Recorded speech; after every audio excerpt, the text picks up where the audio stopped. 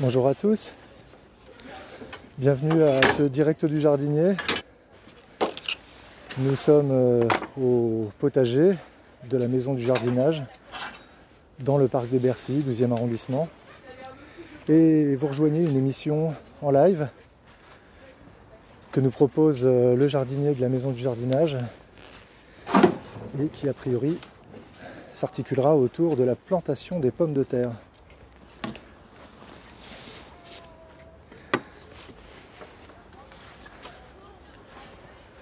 Bonjour à toi Franck. Bonjour. Tout le monde va bien? Il fait beau. Je Il y a pense. 3 gouttes d'eau, mais ça devrait Oui, tenir. on a eu un beau temps tout à l'heure sur le live à la ferme de Paris. Et là on a eu une petite frayeur. Donc aujourd'hui tu nous parles des pommes de terre? Voilà. Donc, le mois d'avril, c'est le mois de la pomme de terre. Que ça soit... là on parle des plantations de pommes de terre. La pomme de terre, ça se plante. Donc ce qui est bien, c'est qu'on peut utiliser des pommes de terre qui nous restent, des pommes de terre qu'on a achetées qui nous restent, et on les laisse germer en fait. Il y a les germes qui sortent, et on va utiliser celles qui portent les germes. Après, il faut connaître un petit peu les variétés pour savoir quelles sont celles qui sont précoces ou tardives. Il y a précoce, semi-précoce et tardive. C'est une question de jours en fait, de jours de récolte par rapport à la plantation. D'accord. Est-ce qu'il y a des variétés qu'il faut planter dès maintenant ou d'autres pour lesquelles il faut Alors en attendre? fait, les plantations, ça commence fin mars jusqu'au mois de mai. Pour ça, je dis le mois d'avril, c'est vraiment le mois pilier. Puisque pour les tardives, on va planter de fin mars à fin avril. Et pour les précoces ou semi-précoces, on peut planter un petit peu plus tard. Mais voilà, on reste vraiment dans cette période du mois d'avril. Du coup là c'est la première fois que je te vois sur un live remplir un arrosoir. C'est extraordinaire. C'est fabuleux. C'est comme une cascade. Mais du coup pourquoi est-ce qu'aujourd'hui il y a nécessité absolue d'avoir de l'eau à proximité? À chaque plantation, après chaque plantation plutôt, on arrose. C'était arrivé avec le live de Rachel sur les semis en place. Alors, à chaque semis ou chaque plantation, on arrose. La vie vient avec l'eau. Où est-ce que tu as mis tes pommes de terre? Voilà. Ok. Donc on va faire toutes les opérations du début jusqu'à la fin. Je vais... Alors, putain, je suis emmerdé avec ça. Moi je peux te donner un coup de main. Bon, merci. Et on va sur la zone qui est là-bas. Alors on va dans le carré, ou la planche, ou la parcelle, légumes, tubercules. Parce que dans le potager, en fait, on a classé les légumes par rapport à leur famille culinaire. C'est-à-dire, si tu regardes là, tu fais un petit tour, oui. Là on a les légumes, tu vois à légumes feuilles, ouais. Légumes fruits, et là-bas on va aux légumes fruits, on a les légumes vivaces ici, alors forcément comme tubercules et légumes racines. Ouais. Voilà. Bah, c'est compliqué parce qu'aujourd'hui on a juste des choses sur lesquelles on a peu de plantes quoi. On voit de la terre surtout, ou du paillage. Alors j'ai pas compris la question, excuse-moi. Regarde, en fait là tu me dis, tu peux regarder, mais en fait ce qu'on voit c'est surtout du paillage, des feuilles, des choses comme ça. Il y a peu de choses qui sont sorties de terre. Il y avait les radis noirs là, qui sont en train de monter. Ouais. Ce qui permet d'arriver à graines et de récolter les graines. Et là, on va utiliser cette parcelle qui a été protégée pour la préparer. Alors, pour débuter, on va peut-être faire un petit historique sur la pomme de terre, qui est un légume originaire d'Amérique du Sud, surtout du Pérou et toute la cordillère des Andes. Donc c'est pour ça qu'il se satisfait de la fraîcheur sur notre continent, et notamment en France. C'est que comme il est un petit peu en altitude, il supporte d'être cultivé ici. On n'est pas dans des climats chauds par rapport à l'altitude. Est-ce que ça a de gros besoins, la pomme de terre? Non, ça a de gros besoins, c'est-à-dire... En nutriments? Oui, en nutriments, oui, ton sol, il doit être... Oh là là, c'est quoi?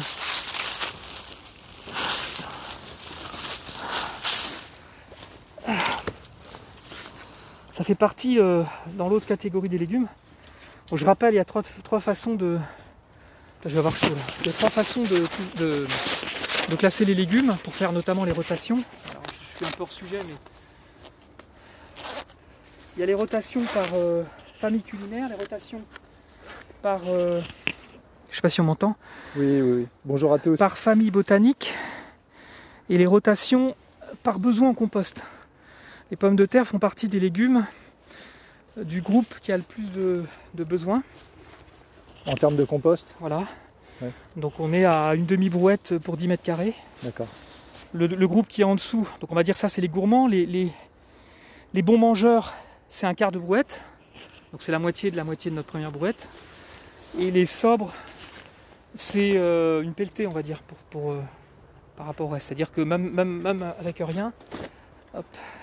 Et par rapport à ce que tu trouves ici au potager, tu pourrais nous donner un exemple de gourmand, d'un exemple de moyenne et... Les gourmands, pommes de terre, tomates, courges Ouais. très gourmands. Les bons mangeurs, haricots à rame, haricots verts, etc. Et les sobres, le cresson par exemple. D'accord. Est-ce que je vais arriver à mettre ça? Est-ce qu'on m'entend toujours? S'il y a un problème de son, n'hésitez pas à le mettre dans les commentaires quand on ajustera. Bon, Donc, bonjour à tous, au fait, je vous rappelle que cette vidéo, si vous la prenez en route et que vous craignez d'avoir perdu le début du live, dans quelques heures, il sera sur notre chaîne YouTube. Donc la chaîne YouTube, c'est simple, vous allez sur YouTube, vous tapez youtube.fr/c, c'est encore slash et Paris Nature. Et là, vous arrivez directement sur la chaîne avec toutes les rediffs. Oui. Bon, je voulais prendre volontairement une parcelle qui n'était pas prête pour montrer le travail de bout en bout. Est-ce que tu peux rapidement nous expliquer pourquoi là tu as des feuilles alors que tu as du paillage autour? C'est un paillage avec du carton et des feuilles. Donc on montre en fait différents types de paillage. Donc normalement le paillage il va nous permettre de protéger la surface du sol, protéger le sol de l'érosion. Et normalement aussi permettre aux herbes adventices de pousser. Donc ça préserve le sol de tout ça. Donc on va commencer par désherber. Ça c'est pour les gens qui ont des feuilles dans leur jardin. Mais finalement il n'y a pas que le broyat. On peut aussi utiliser tout simplement ces feuilles, on les laisse sécher un petit peu, on recouvre la terre et ça a à peu près le même usage, quoi. Ce qui est marrant, c'est que là tu es en train de nous faire un résumé de certains des lives précédents. Tu nettoies le sol, tu prépares le sol et après tu plantes ta patate. C'est ça, parce que avant de planter les légumes, évidemment, il faut préparer le sol, c'est-à-dire l'ameublir. Alors les pommes de terre, c'est pour bien montrer ça aussi, c'est que les pommes de terre ont besoin d'un sol ameubli. Est-ce que c'est le cas de tous les légumes racines? Oui, plutôt, oui. Ouais. Enfin, surtout les pommes de terre, parce qu'elles ont une production assez importante au niveau du sol. Donc il faut que les tubercules puissent se développer sans problème. On va aider en fait. Ouais. En ayant un sol ameubli, on va aider au développement des tubercules. Donc voilà, hein. D'où l'intérêt d'un paillage, hein. C'est que là, voilà, c'est très rapide. On a une personne qui nous demande est-ce qu'on peut faire pousser des pommes de terre dans n'importe quel type de sol? Alors pas tout à fait, mais presque. Par exemple une terre calcaire. Oui. Alors c'est pas tellement la nature du sol, hein. Ce sera plutôt un sol neutre. Ouais. De toute façon c'est ce qu'on favorise dans un potager. C'est au niveau du pH un sol neutre. Ce qui est le plus important c'est d'avoir un sol qui ne soit pas compact. Et d'ailleurs, on peut faire pousser les pommes de terre dans des parcs si on n'a pas de... Par exemple, si on n'a pas de... Enfin, je dis des parcs, mais par exemple, si on n'a pas de sol, on peut les faire pousser dans des tours à pommes de terre. D'accord. On va mettre de la matière organique. Et je sais que dans un jardin partagé, je ne me rappelle plus lequel, j'avais vu des jardiniers qui faisaient pousser les pommes de terre, donc ils avaient une pelouse. Ils avaient fait un petit parc avec du grillage à 30-40 cm de haut. Ouais. Ils avaient bourré de paillage dedans et ils avaient mis les pommes de terre à l'intérieur de ça. Et ils arrivaient à avoir des pommes de terre. Donc là, ce qui est pratique dans un système comme ça, c'est que du coup la cueillette, elle se fait sans effort. Ouais. Il suffit d'écarter le paillage pour avoir les pommes de terre. D'accord. Finalement, Donc évidemment, tu n'as pas besoin de terre en fait. alors ça s'appelle des pommes de terre, donc normalement ça pousse dans la terre. Après on va, là c'est on utilise en fait des systèmes hors sol qui fonctionnent si c'est enrichi. C'est-à-dire que là, quand je dis le petit parc, c'était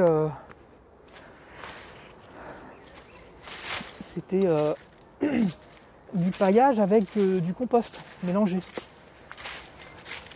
Ok, voilà, là on est sur le terrain. J'imagine que je vois une fourche bêche, tu vas mettre un coup de fourche bêche pour ameublir. Là, je décompacte. Voilà. Voilà. Bah, ça va, elle a l'air quand même assez meuble. Hein. Bah ça c'est tout le travail qui est fait ici, hein, au départ, je répète. Hein. Ici dans le potager de Bercy, on a un sol qu'on a rapporté, qui est un sol argilo-limoneux, donc à dominante argileuse, donc qui est plutôt compact, très collant l'hiver, enfin quand il pleut, quand c'est humide, et très dur l'été. Donc pour ça on l'améliore. Vous voyez le décompactage, c'est juste ça. Et là ça rentre tout seul. Alors l'amélioration d'un sol comme ça, c'est soit on améliore. Alors là je reviens sur un sujet du sol. Bon. Mais je peux le faire. Hein.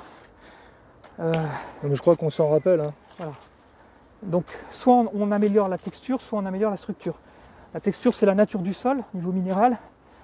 La structure c'est le mode d'agencement des éléments du sol. Donc on va plutôt travailler sur la texture en semant des engrais verts, en protégeant le sol comme on l'a fait là. Vous voyez, ça va. Et voilà, ça nous permet d'avoir une structure, on va vers la structure grumeleuse qui forme des petits grumeaux et qui va permettre une bonne porosité. Donc la porosité en fait, c'est les espaces libres du sol qui vont contenir l'air et l'eau. Les macroporosités, donc les porosités, les espaces les plus grands qui vont contenir l'air, les microporosités qui vont contenir l'eau, qui va être utilisable par la plante. Donc c'est ça la porosité. Alors vous voyez, je vais assez vite. C'est marrant parce que du coup tu n'utilises pas la grelinette que tu nous avais montré lors de 2 vidéos précédentes. Bah là, comme la grelinette, j'ai déjà fait la démonstration.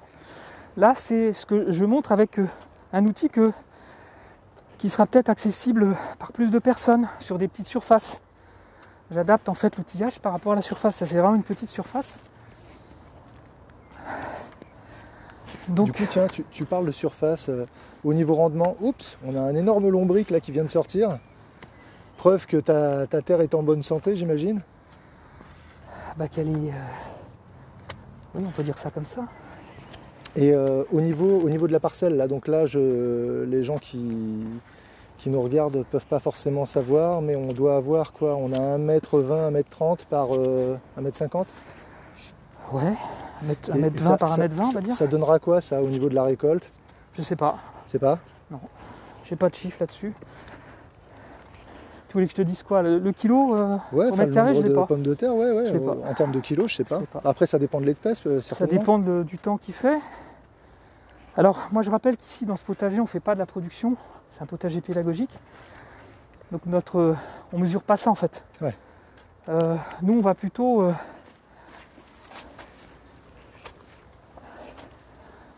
faire des démonstrations de techniques de jardinage.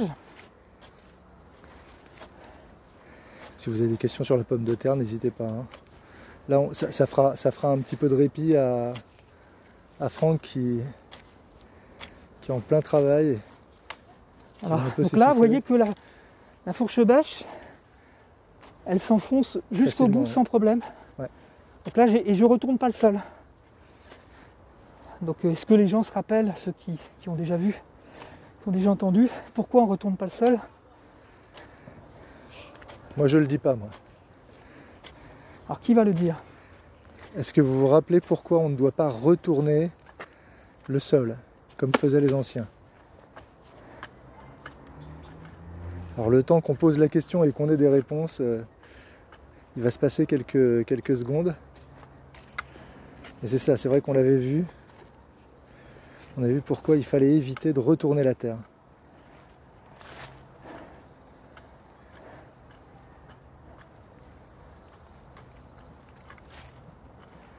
Alors je fais tout avec la fourche bêche. Ouais.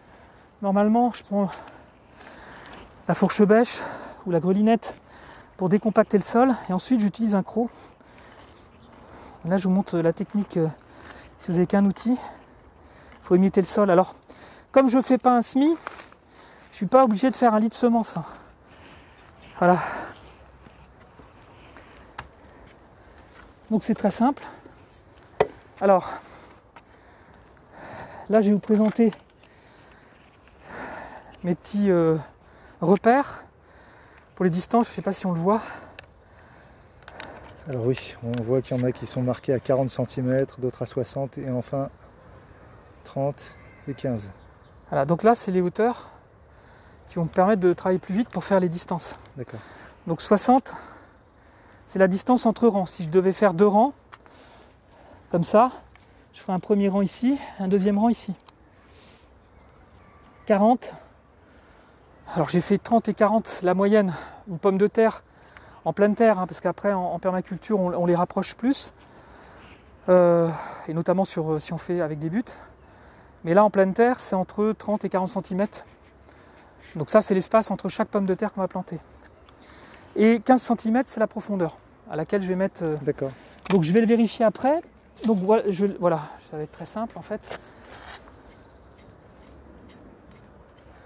On va faire une ligne hein, pour la démonstration.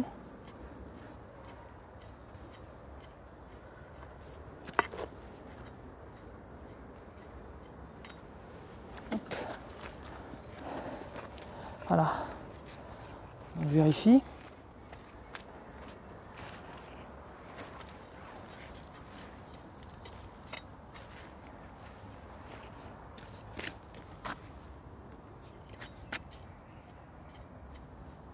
Et ça te sert de Le repère. de mesure. Hein. Voilà. Et ça m'évite de mesurer à chaque fois. J'ai Ouais. je peux m'appeler ça. Voilà. Et après, Je sais pas où sont tes sacs. Ouais.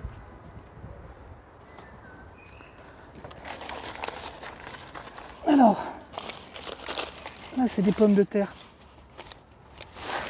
Comme je disais tout à l'heure, les pommes de terre que vous pouvez acheter. Donc l'idéal c'est qu'elles soient germées le plus possible. Donc ça vous le prévoyez un mois et demi avant. Il faut les mettre à la lumière, parce que c'est la lumière qui va déclencher ça. Et vous mettez toujours les germes vers le haut. Donc en fait, avec ma jauge, Le germe, donc là on va les mettre proches. c'est la partie racine ou c'est la tige, la future tige? Ça c'est les tiges. Donc on va mettre vers le haut. D'accord. Du coup, je pose ma pomme de terre, hop, au fond. Alors, des fois, c'est comme ça. Comme ils sont vers le haut, je la pose vers le fond, comme ça. Et je mets ma jauge pour poser la deuxième. Donc là, on va faire un... Bon, là, elle n'a pas de... On va essayer sans... Mais normalement, il faut vraiment attendre qu'il y ait un germe, comme ça. Ça, c'est les pommes de terre que j'ai ramenées de chez moi. Voilà. Vous voyez, on a 30 là. Voilà. Et après... Alors ce qu'il faut, voilà, là la terre elle est bien. Quand on remet la terre dessus, il faut que ça soit une terre qui soit très bien aérée quand on la remet dessus. Donc là, il faut quand même. Bon, je le fais pas parce que c'est une question de temps. Parce que je voulais vous montrer tout le travail du sol, mais ce sol-là doit être enrichi. Donc si je faisais ça sur une parcelle de 10 mètres carrés, je donne des chiffres ronds exprès, j'aurais préparé le sol en le mélangeant au niveau de la surface, hein, sur les 5-10 premiers centimètres, j'aurai incorporé le compost. Donc une demi-brouette de jardinier pour 10 mètres carrés. Ça doit être compliqué quand tu as un jardin de calculer la proportion. C'est pour 10 ça. mètres carrés, on voit pas trop. Tu t'essayes de faire avec des chiffrerons. T'es pas. Ouais.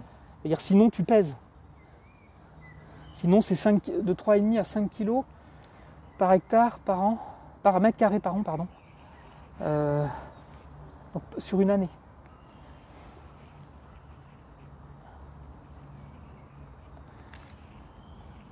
Voilà. Ce qui est impressionnant, c'est que pendant toute la durée du live, tu as eu le temps d'enlever ton filet, d'enlever les feuilles et de travailler la terre. On se rend compte que la terre est très meuble, quoi. Voilà. T'as pas Ça, c'est vachement important d'avoir préparé sa terre avant. Là où on met des pommes de terre, il faut vraiment une terre bien meuble. Et donc il faut que je le visualise après. Donc l'idée après, c'est de mettre... Bon, là j'utilise un jalon, mais tu vois la ligne, je la mets comme ça, et je mets le type de pomme de terre. Alors, j'ai Paulette Navrin qui demande ce que c'est qu'une tour à pommes de terre. Est-ce que tu as compris avec le reste de l'explication de Franck, parce qu'il en a parlé après que tu aies posé ta question? En fait, c'est une structure que tu fabriques. Tu peux faire ça dans un filet, tu vois. Tu fais une grille. Alors, je sais pas si on va aller là-bas, on va aller voir à quoi ça peut ressembler. Je vais vous montrer après. Donc là, je mets ma variété. Donc en fait, comme je le disais au début, ce qui est facile avec les pommes de terre, c'est qu'on peut le faire soi-même. Alors soit on achète des pommes de terre germées qui ont quand elles sont vendues, en fait, elles sont certifiées au niveau de leur pouvoir de germination, etc., au niveau de la phytosanitaire. Mais on peut très bien utiliser les pommes de terre qu'on a achetées, qui nous restent, et les faire germer, et les planter ensuite. Alors je sais pas, il y a Val Girardon qui nous dit que c'est une plantation ultra écolo. Voilà. Et pourquoi la pomme de terre serait plus écolo que la tomate, par exemple, au niveau du besoin en eau alors évidemment... Parce que c'est pas forcément clair pour les autres qui regardent ce genre de commentaires. Alors c'est vrai que au niveau des besoins en eau, c'est moins important que pour les tomates. Après, je sais pas ce qu'il veut. Il a peut-être des exemples, des choses à dire. Bah écoute Val, si tu peux détailler, parce qu'effectivement, en plus ça a pas l'air très très compliqué à faire. T'attends que ta pomme de terre germe. Voilà. Après là, c'est pas compliqué parce que nous on a des sols qui sont préparés.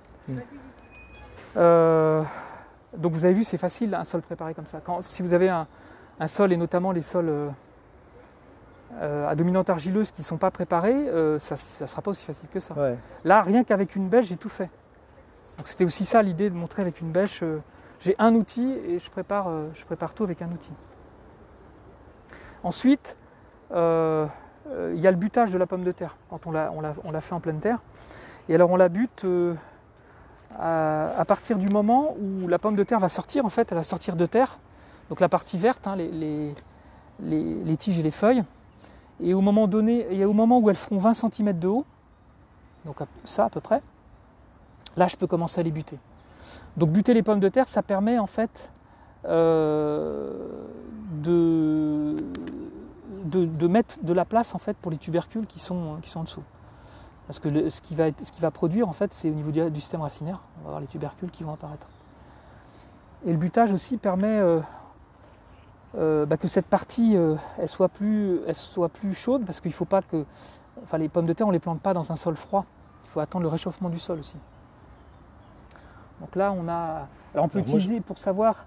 Mais voilà, le sol, là, il est plus froid, comme il était il y a un mois. Il y a un mois, il était beaucoup plus froid. Et le fait qu'il y ait une bonne porosité, il y a une bonne circulation de l'air, donc un réchauffement plus rapide du sol. D'accord.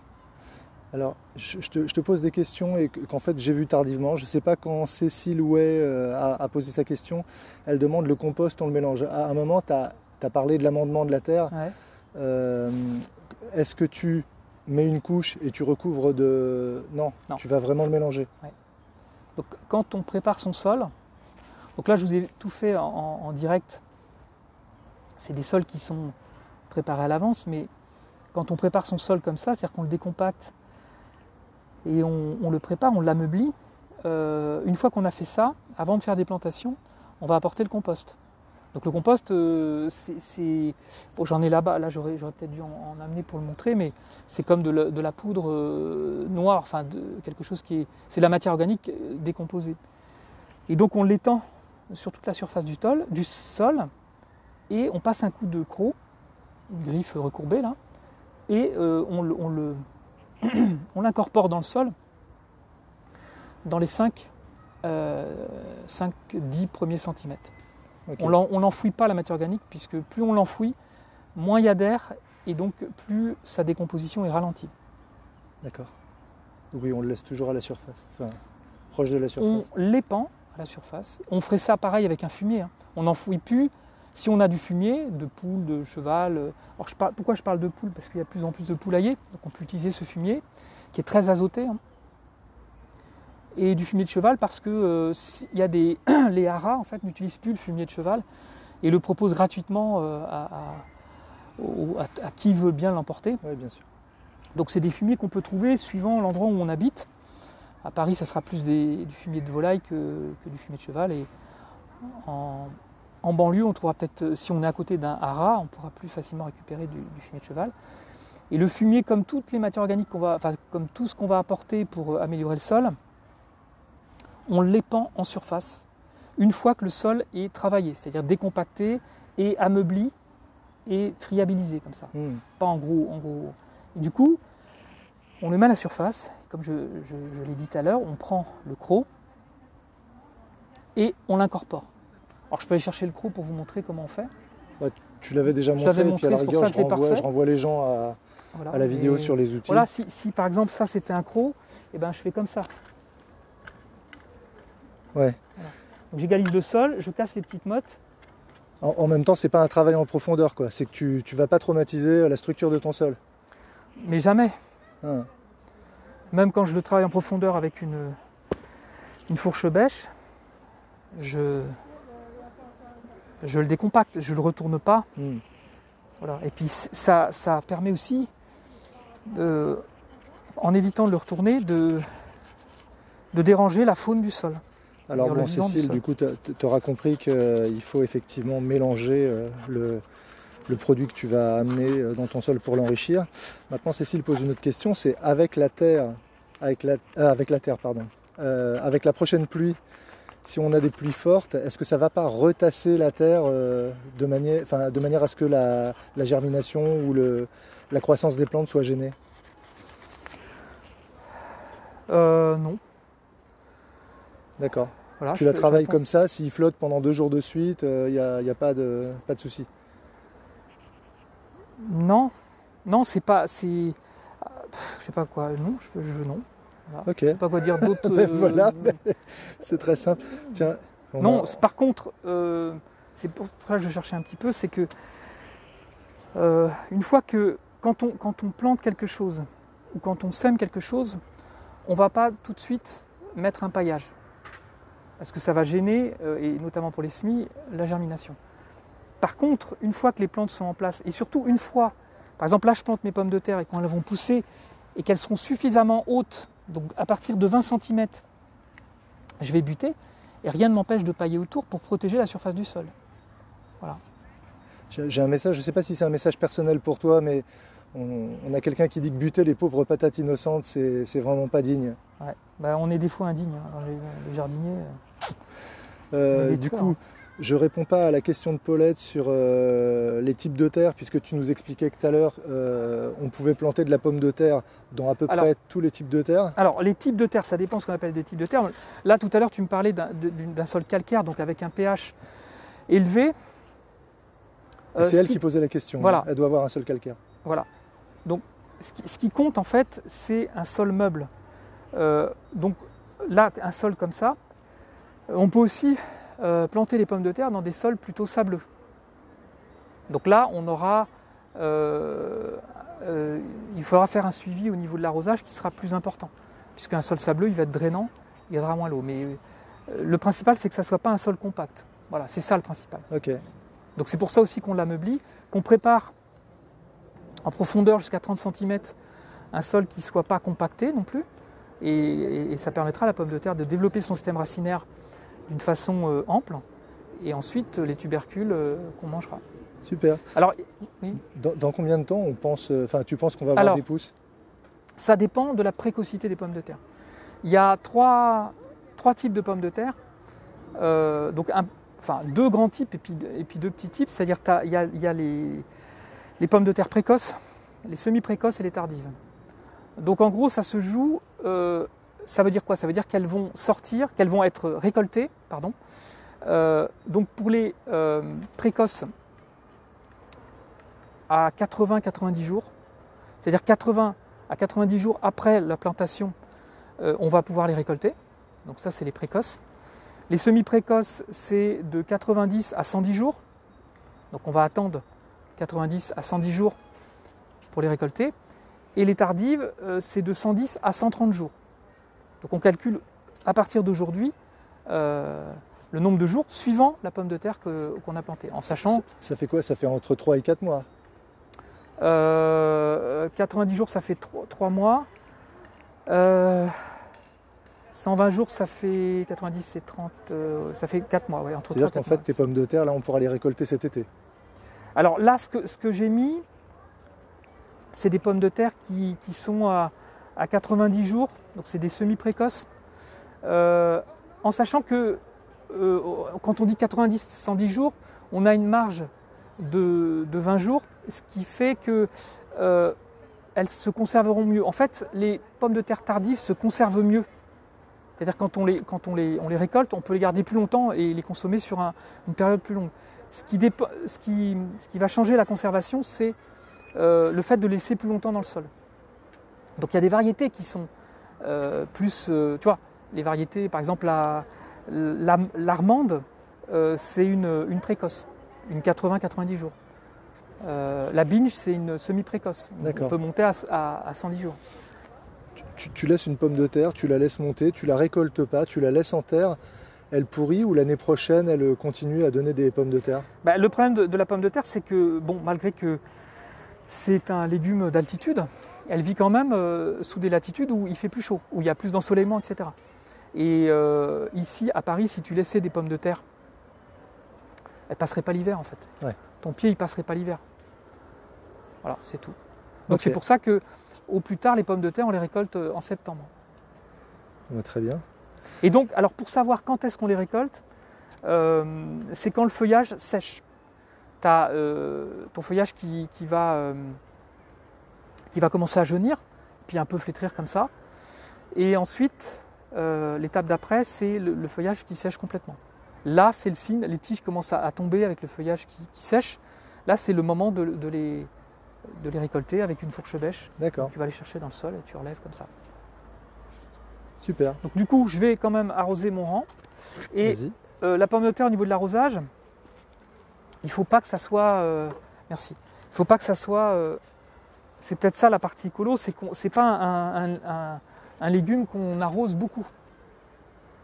C'est-à-dire qu'une fois que la partie aérienne va se développer, on arrose au début s'il y a des périodes de chaud, mais on n'arrose jamais beaucoup les pommes de terre. Très concrètement, là tu arroses à la plantation, voilà. Après tu vas arroser au bout de combien de temps? La prochaine fois ce sera quand? J'arroserai que si ça sèche. D'accord. Que si par exemple il y a une période où le sol ça sèche complètement, tant qu'elle n'est pas levée, je fais attention à ça. Une fois qu'il y a le feuillage qui est sorti, je peux protéger le sol avec un paillage et du coup j'ai moins besoin d'arroser aussi grâce au paillage. Ok. Bon, super. Donc voilà, là j'ai mis la variété. Donc là j'ai mis une variété semi-précoce. Oui, tu nous l'as dit tout à l'heure. Voilà, que j'ai récupéré. C'est simple. Du coup, tu recouvres pas, tu remets pas le filet, il n'y a aucun risque en fait. Il y aura un risque s'il y avait des sangliers ou des qui venaient gratter dedans. Mais... Tu as déjà vu des sangliers dans le parc de Bercy? Non. Je sais pas. Peut-être d'autres prédateurs. Non. Plus à 15 cm, donc on n'a jamais eu trop de soucis avec les pommes de terre. Ok. Bon bah super. On a fini, je pense, pour la plantation des pommes de terre. À moins qu'il y ait des questions. Est-ce que vous avez d'autres questions? Pas levé. Vous n'avez pas compris là. Pas levé. Paulette, si tu peux expliquer. Alors, juste, on peut associer les pommes de terre avec des fleurs. J'allais te poser la question, oui, les associations. Ouais. Qu'est-ce qu'on peut mettre à côté? Qu'est-ce qui est compatible avec. Alors, avec on peut mettre comme fleurs des pétunias. Parce qu'en fait, les pétunias vont éloigner les doryphores. Parce qu'on sait qu'il y a deux ennemis pour la pomme de terre. C'est le mildiou, qui est un champignon, qui donne des taches marron sur les feuilles. Et comme insecte, le doryphore. Donc, qui arrive avec les variétés américaines. Et en plantant des pétunias, tu attires les doryphores sur les pétunias et elles laissent tranquille les pommes de terre. Voilà. Ok. Au niveau de l'association avec d'autres légumes, il y a des choses qui sont bénéfiques? Généralement, on ne les associe pas trop avec d'autres légumes. Pourquoi? Parce qu'on les bute. Donc du coup, si on met des légumes à côté, on va les déranger. Mais après, il y a des exemples. Ça dépend. Voilà. On dit par exemple, on ne met jamais des pommes de terre avec des tomates. Mais j'ai eu le cas, une personne dans un de mes ateliers. Donc je disais, on ne fait pas cette association tomate-pomme de terre parce que c'est deux solanacées, deux mêmes familles. Et ces deux plantes qui ont des besoins très importants. Donc elles vont prendre beaucoup les deux. Et à ce moment-là, il y a quelqu'un qui m'a dit, mais moi je l'ai fait cet été, j'ai jamais eu de si belles tomates et jamais eu de si belles pommes de terre. Donc les associations, c'est très particulier parce que il faut essayer en fait. Ouais. Et suivant le climat, suivant le type de sol, ça marche ou ça marche pas. Moi j'ai jamais essayé tomate-pomme de terre, mais je sais qu'on m'a dit que ça marche. Souvent dans des lives, tu remets... Tu reparles de l'expérimentation sur le terrain et que finalement l'expérience apporte beaucoup plus de choses. Et d'ailleurs, il y avait aussi Rachel qui nous disait l'échec fait partie du jardinage. Il faut savoir accepter les échecs. Ouais. Et puis on est plutôt obligé d'être humble parce qu'on dépend du climat en fait. Par exemple, si on a un été très pluvieux, on aura du mildiou sur les pommes de terre. Donc pour le traiter, on utilise de la bouillie bordelaise, c'est du sulfate de cuivre. Mais s'il pleut tout le temps, ça va attaquer les mycéliums qui sont déposés sur les feuilles. Et puis il pleut derrière, ça va continuer. Donc à un moment donné, on peut plus lutter. À part protéger avec une bâche, tu ne peux pas faire grand-chose. Tu veux protéger quoi avec une bâche? Je sais pas. Le feuillage. Donc plus de photosynthèse. Donc plus de développement de rien. Mais avec une bâche transparente. Ah, tu veux mettre un... Je ne sais pas. Je propose quelque chose, je ne sais pas du tout. Oui, après, tu peux toujours à ce moment-là cultiver dans un tunnel en plastique. On peut le faire, hein. Les pommes de terre, on peut les cultiver en tunnel. Hein. C'est juste pour éviter qu'il y ait trop d'humidité sur la terre. Mais le tunnel, justement, va créer Il faut que ça soit très aéré, ton tunnel, si tu ne veux pas qu'il y ait d'humidité. Ça peut au contraire favoriser l'humidité. Tu vois, ce qui développe le mildiou sur les feuilles, c'est l'eau qui stagne. D'accord. Donc il faut que ça soit très aéré, en fait. Ok. Ou en pente, éventuellement? Moi, c'est pour ça que je disais ça par rapport à l'humilité du jardinier, c'est que quand tu as un hiver qui pleut, un hiver pluvieux, pardon, un été pluvieux, pardon, je mélange, parce que je répète, des fois tu ne peux pas lutter. C'est pas, par exemple, on dit c'est un été à tomates, c'est pas un été à tomates, etc. etc.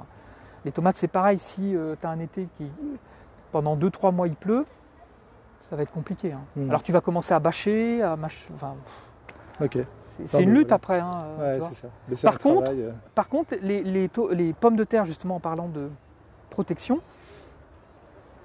pour les hâtivres, celles qui vont être, pour avoir des pommes de terre plus tôt, tu peux les planter. Je disais, les dates de plantation, c'est fin mars jusqu'à mi-mai. Pour ça, avril, on est en plein milieu. Pour celles que tu vas planter fin mars, il peut encore faire froid, ça peut être encore humide. Donc du coup, tu peux protéger ton sol avec un voile d'hivernage. Les voiles P17, là, les voiles blancs. Okay. Tu peux faire ça par exemple. Là, c'est pas le cas. Même s'il fait froid au niveau du sol, là, le sol il s'est déjà réchauffé. Ok, bah oui, on le sent. Écoutez, si vous plantez des pommes de terre, vous pouvez nous envoyer les photos sur le compte Paris 4 Nature.